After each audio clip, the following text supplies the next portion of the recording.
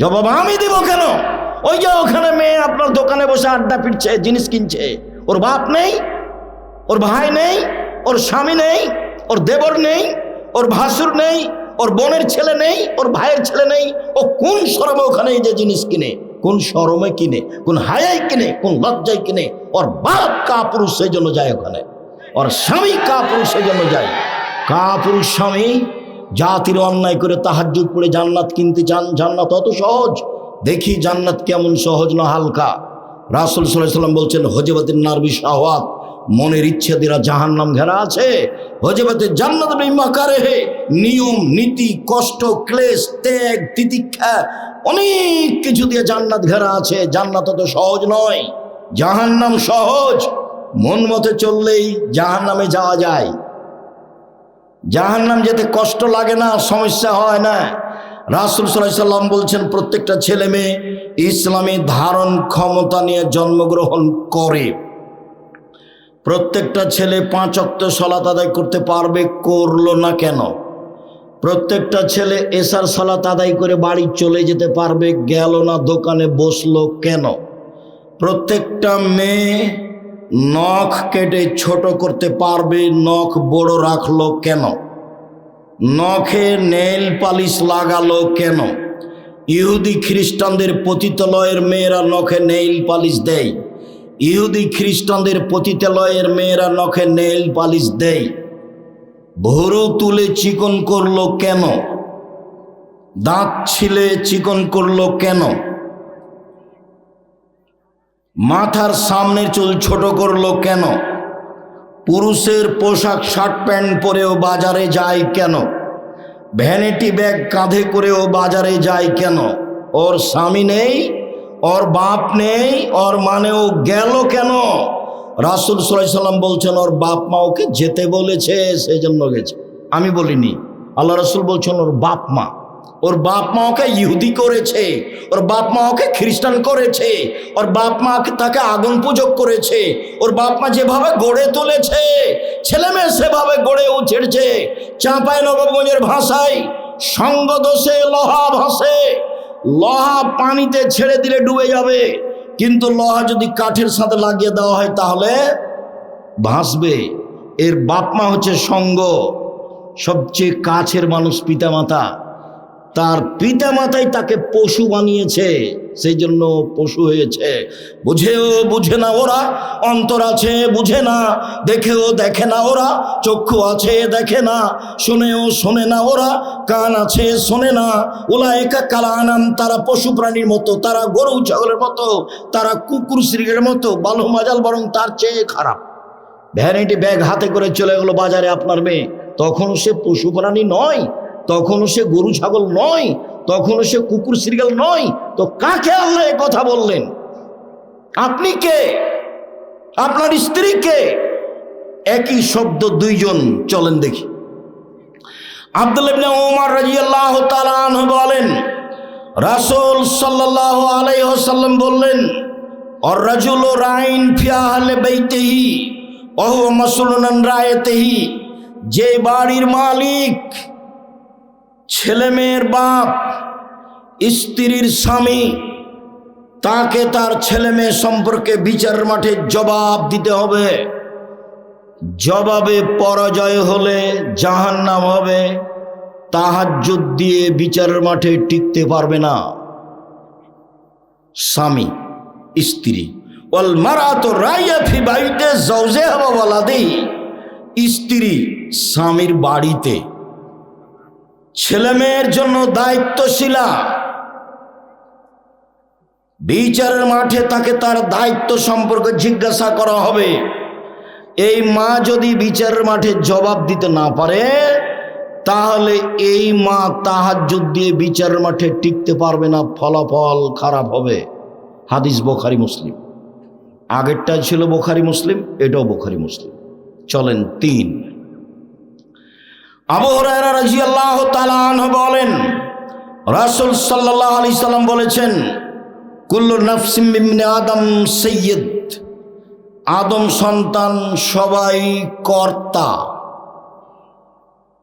তাকে জবাবদিহি হতে হবে। আর রাজুলু রাইন, রাজুলু সাইয়্যিদুন ফি বাইতি আহলিহি, স্বামী পিতা এই বাড়িতে কর্তা, তার কর্তৃত্ব সম্পর্কে জবাবদিহি হতে হবে। ওয়াল মারাতু রাইয়া ফি বাইতি যাওজিহা ওয়াল মারাতু সাইয়্যিদা ফি বাইতি যাওজিহা ওয়া ওয়ালাদিহি, স্ত্রী ছেলেমেয়ের মা কর্ত্রী, বিচারের মাঠে তাকে তার কর্তৃত্ব সম্পর্কে জিজ্ঞাসা করা হবে। শুনুন, নিজের কাজ করে যে তাকে বলে কর্মী, অপরের কাজ দেখে যে তাকে বলে কর্তা। নিজের কাজ করে যে তাকে বলে কর্মী, অপরের কাজ দেখে যে তাকে বলে কর্তা। আপনি 5 ওয়াক্ত সালাত আদায় করলেন, আপনি কর্মী। আপনার ছেলে মেয়েকে সালাত আদায়ের জন্য বললেন, তখন আপনি কর্তা। আপনার স্ত্রী নিজে সালাত আদায় করলো, তখনও মহিলা কর্ত্রী।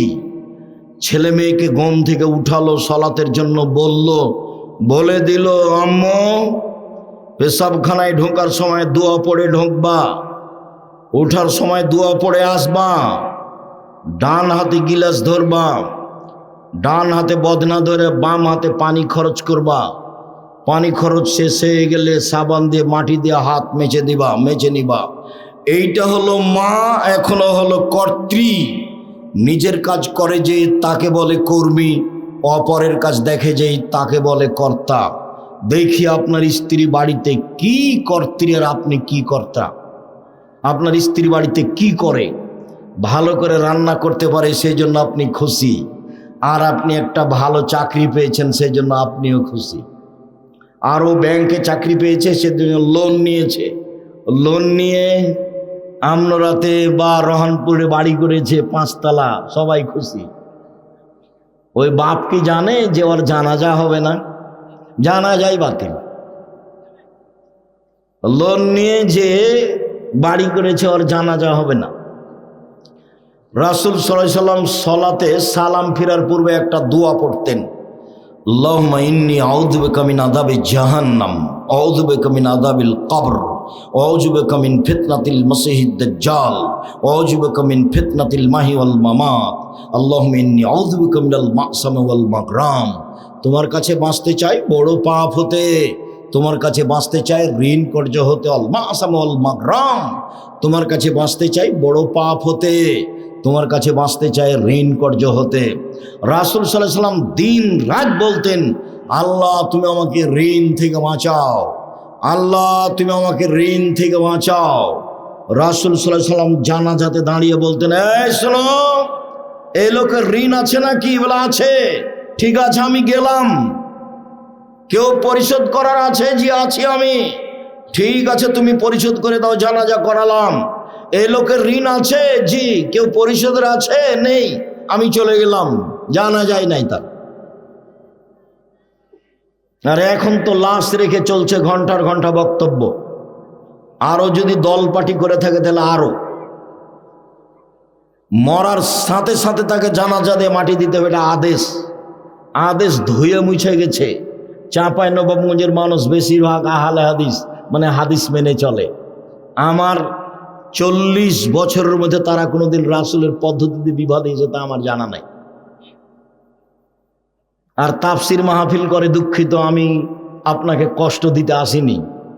আমি রহনপুরের তাফসির মাহফিল জানি, আমি চাঁপাইনবাবগঞ্জের তাফসির মাহফিল জানি, ভালোভাবেই জানি।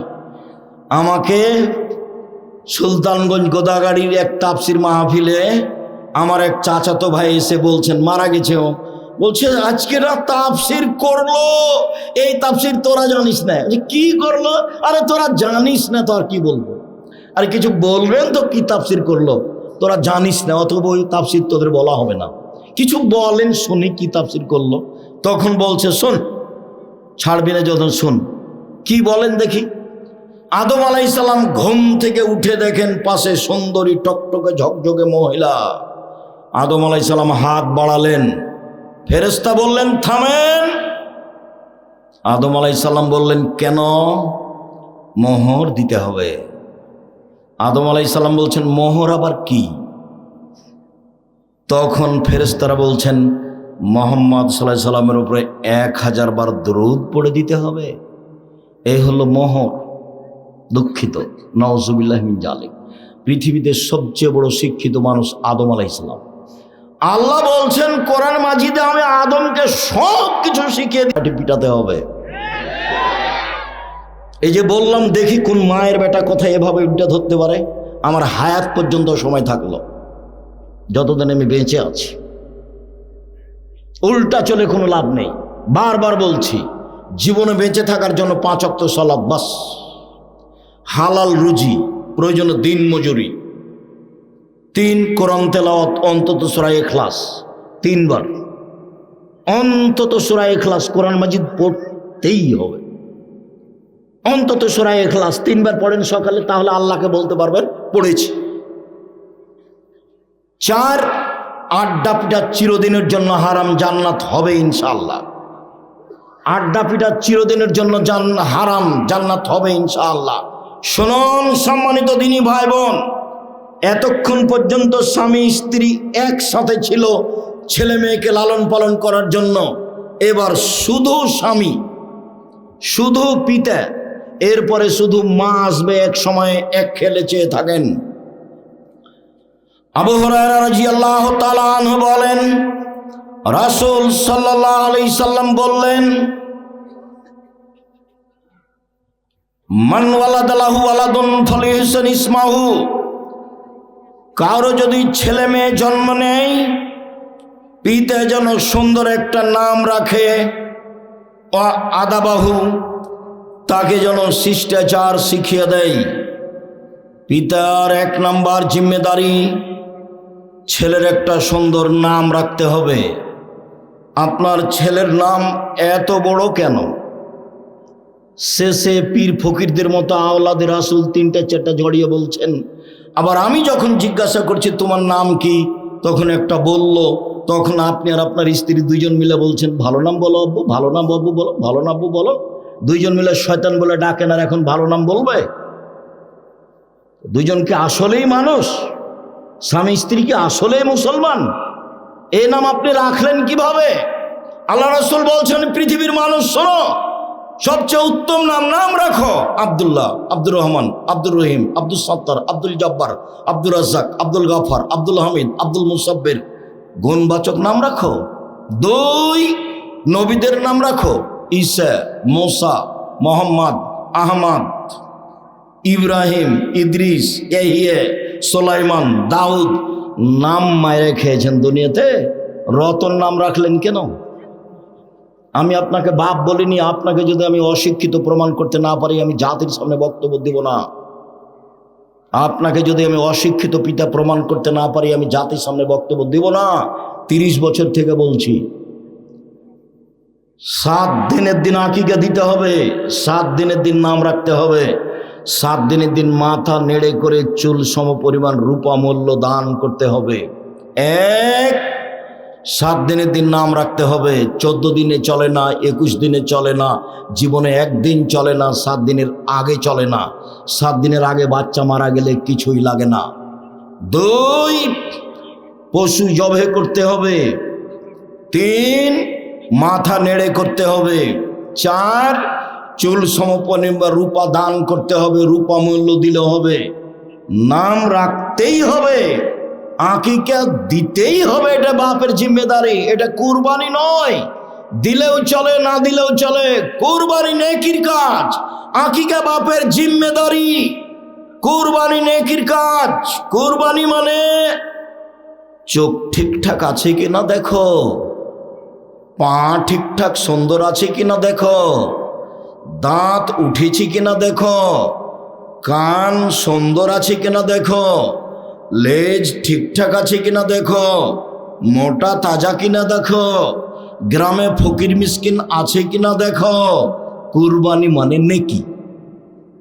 কুরবানি মানে এই এতগুলোর নাম কুরবানি। আকিকা মরা হোক, আধা মরা হোক, কানা হোক, ল্যাংড়া হোক, 2 দিনের হোক, মানে মরছে এখন মরবে, তাকে দিলেও চলবে, খালি জান আছে। এটা হলো বাপের জিম্মেদারি। 7ম দিনের দিন দিতেই হবে, কর্জ করে দিতে হবে, প্রয়োজনে ভিক্ষা করে দিতে হবে। এটা হলো উপার্জনের সবচেয়ে নিম্ন পর্যায়ের স্তর। সবচেয়ে সুন্দর স্তর ব্যবসা, তারপরেরটা জমি চাষ, তারপরেরটা চাকরি, তারপরেরটা দিনমজুরি, আর শেষে আছে ভিক্ষা। আসছে এক পর্যায়ে ছেলে মেয়েকে ভিক্ষা করে পড়াতে হবে। আসছে, দেখেন, আপনাকে আমি প্রমাণ দেখিয়ে ছাড়ব। শুনুন সম্মানিত দিনী ভাই বোন, ছেলে মেয়েকে শিষ্টাচার শিখাতে হবে। শিষ্টাচার কি জিনিস? শুধু নাম শুনেছি শিষ্টাচার, কোনোদিন বুঝিনি কাকে শিষ্টাচার বলে। লন্ডনের একটা বড় জায়গা আছে বার্মিংহাম। ফজরের সালাত আদায় করে নাস্তা করতে বাড়িতে ঢুকলাম। আগে আগে বাড়ির মালিক যাচ্ছে, পিছে পিছে আমি যাচ্ছি। বাড়ির ভিতর থেকে একটা ছেলে বের হয়ে আসলো, 18-20 বছর বয়সের ছেলেটা এসে বলল, গুড মর্নিং। পিতাও বলল, গুড মর্নিং। আমি পিছে আছি, এখন আমি কি করতে পারি? আমি অবাক হয়ে গেলাম। খেতে বসে বলছি, ভাইজান, লন্ডন টাকা ইনকাম করতে এসেছি, আদর্শ বিক্রি করতে আসিনি। এটা হতে পারে না। ওর জন্য গুড মর্নিং, আর আমার আপনার জন্য আসসালামু আলাইকুম। 1 কোটি গুড মর্নিং এক পাল্লায় দেন, আর একটা আসসালামু আলাইকুম এক পাল্লায় দেন, দেখি কোনটা ভারী হয়।